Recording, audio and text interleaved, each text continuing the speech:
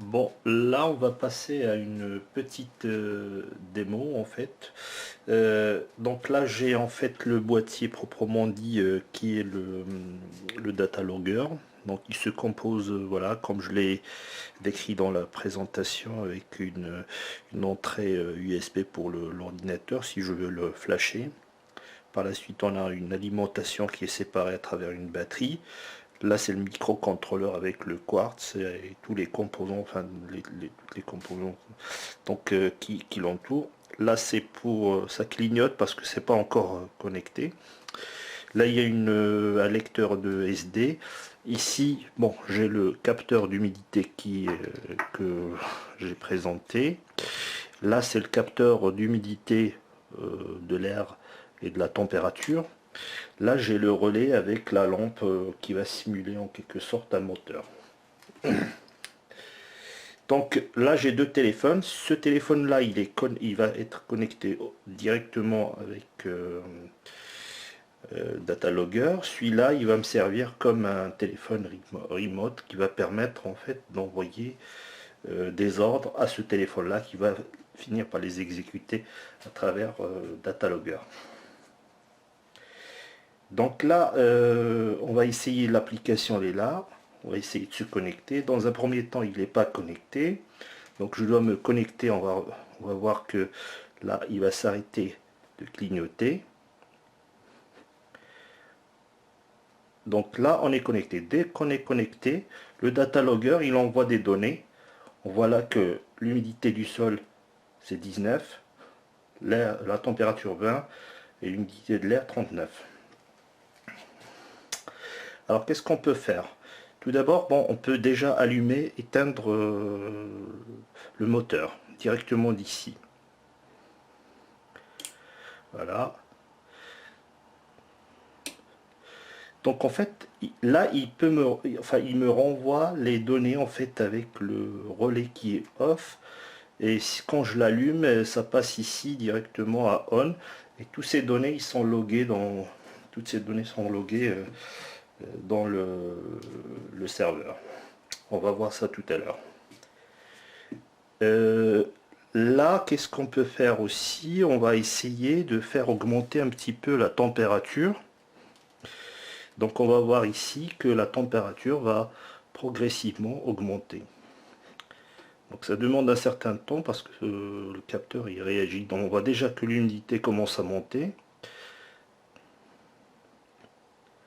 Donc voilà. Donc là il va augmenter continuellement. Donc ces données, on va les voir tout à l'heure. Ils sont logués dans un serveur. Donc il faut bien remarquer que c'est une heure. Donc on va le voir. À partir d'une heure, on aura tous les logs possibles. Donc en fait, le téléphone, il va me servir pour envoyer des ordres. C'est-à-dire, par exemple, je peux... donc là, j'ai déjà préparé quelques messages. Donc je peux demander un relevé. Voilà. Et j'envoie. Donc dès que ce smartphone va recevoir le SMS, donc là, il a reçu un message de ce téléphone là.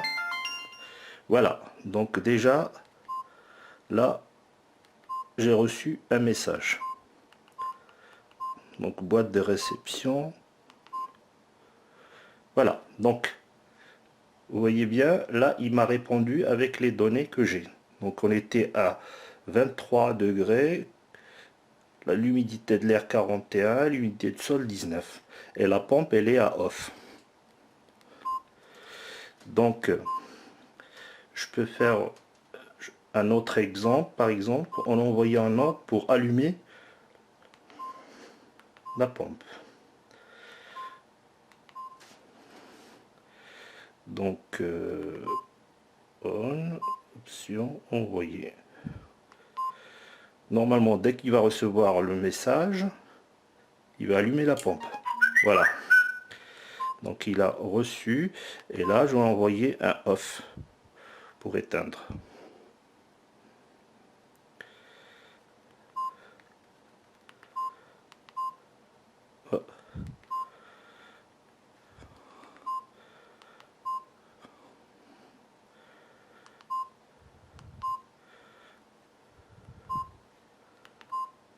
Voilà.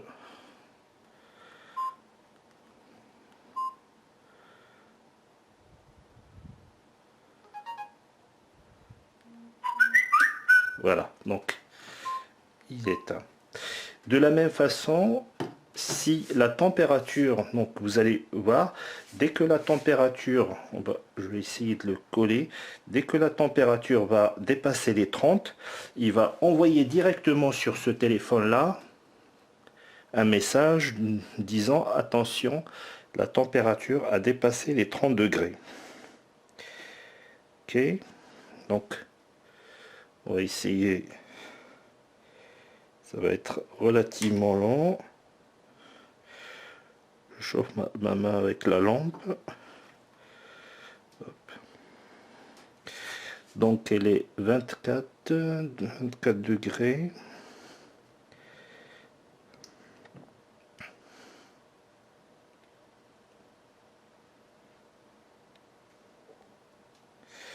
Il faut que ça dépasse les 30 degrés.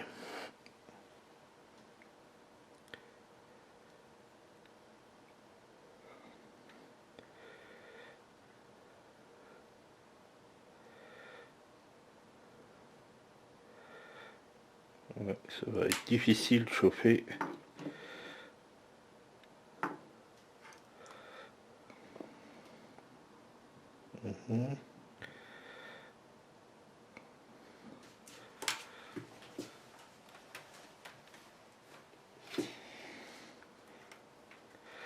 Bon, je vais essayer d'allumer ça et de le chauffer de ce côté-là, espérons que la température va augmenter.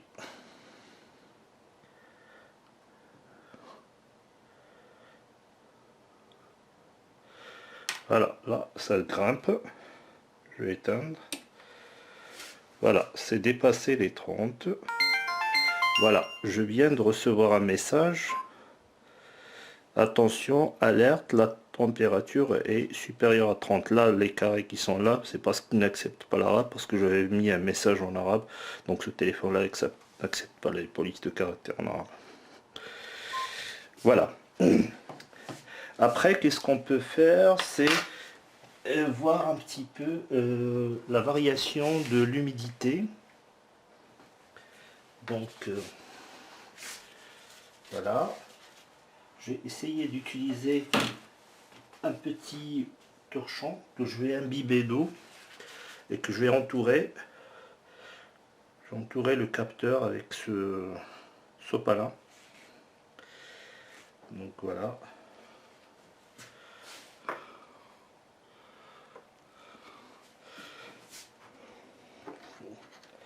Donc là on est à 19, c'est l'humidité résiduelle.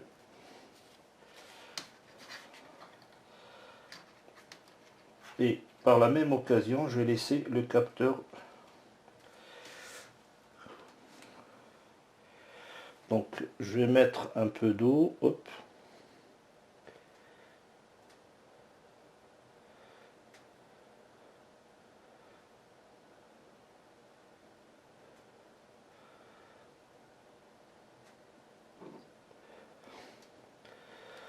Donc en fait là, hop. Donc toutes ces données, on va les retrouver tout à l'heure dans le serveur. Je vais vous montrer toutes ces variations qu'on a fait. Ok. Donc là, on voit que déjà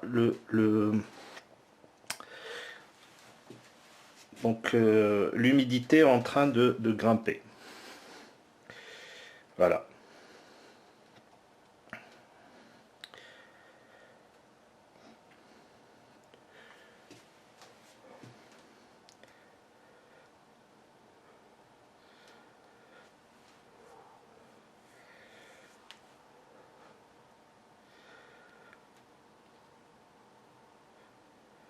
Voilà, donc c'est en train d'augmenter.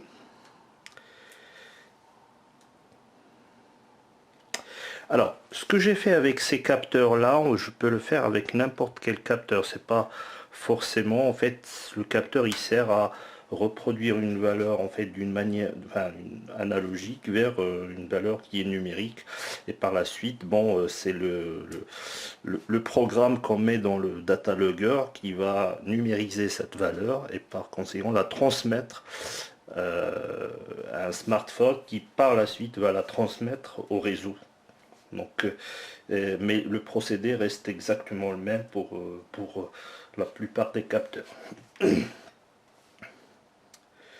Donc voilà, on va passer là tout de suite à une présentation en fait du serveur, et on va retrouver toutes ces valeurs, ces variations de valeurs qu'on a effectuées avec le switch qui passe à on ou off. On va voir aussi la localisation géographique.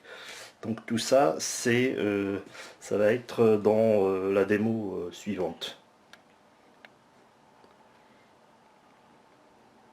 Donc ça, c'est l'autre fonctionnalité. On va essayer de regarder au niveau serveur les données qu'il a enregistrées.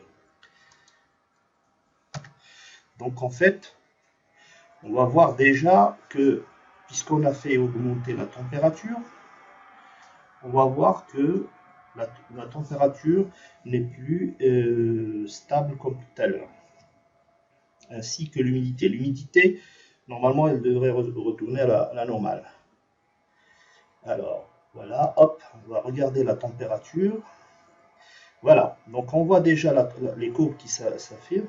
Donc là, tout à l'heure, quand j'ai mis le torchon, la température a baissé. Après, donc elle a augmenté jusqu'à 30. Et là, elle est en train de rechuter, de redescendre. Voilà. Donc, alors, qu'est-ce qu'on peut voir également? Tous ces données-là, ils sont géolocalisables. Ça veut dire, bon là, on va pouvoir afficher les trois courbes en même temps. Voilà. Donc voilà.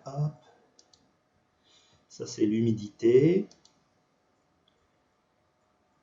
Et là, on va... il y a un petit...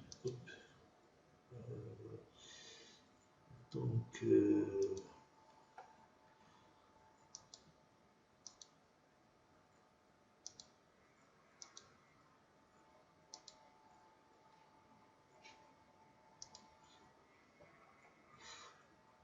donc voilà, donc on a les trois courbes, donc température, humidité sur même échelle, donc bien sûr ça... Donc en fait là, en bleu, c'est l'humidité du sol, donc elle varie pas. Ce qu'on va faire maintenant, on va essayer d'imbiber, donc en fait le système, on va tricher un petit peu, comme je n'ai pas de sol, on va essayer de charger ça avec un sopalin, et je vais essayer de mettre un peu d'eau, donc laisser l'eau s'infiltrer, et on va voir là, voilà.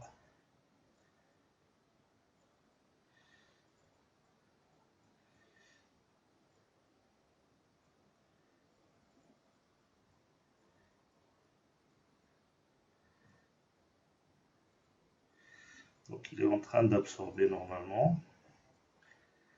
Et comme c'est du plâtre, en fait, il faut attendre un certain temps. Justement, c'est une bonne chose que l'humidité ne varie pas très très brusquement. Mais normalement, dans la nature, dans le sol, l'humidité elle varie très lentement sur une durée. Donc voilà. Donc là, déjà, on voit que l'humidité est en train de grimper au fur et à mesure que, je veux dire, l'eau pénètre dans le capteur. Donc là, on va voir que, comme c'est une exponentielle, donc en fait, à un moment donné, elle varie tout doucement, puis d'un coup, elle va varier brusquement. Voilà. Donc là, elle est en train d'augmenter proportionnellement par rapport à l'absorption de l'eau qui donc ça a été calibré. Voilà, hop, on va essayer de voir cette variation sur le serveur. Donc il envoie, à chaque fois qu'on voit le petit carré noir, ça veut dire qu'il est en train d'envoyer les données en temps réel, donc tous les disques, ça on peut le paramétrer. Donc voilà. Voilà, c'est affiché. Et là, on voit que il est en train d'augmenter, enfin l'humidité est en train d'augmenter. Au même moment, on voit que l'humidité de l'air a baissé puisque on a essayé on n'a pas d'humidité. On peut mettre les deux comme ça. On va voir ce que ça donne. Hop, voilà. Et on va revoir l'humidité de l'air qui va grimper puisque le capteur il est presque collé au système. Donc là 49, 51, voilà, c'est en train d'augmenter. Ok. Donc en fait à chaque fois il faut que je fasse un refresh pour qu'il m'affiche les dernières données. Voilà.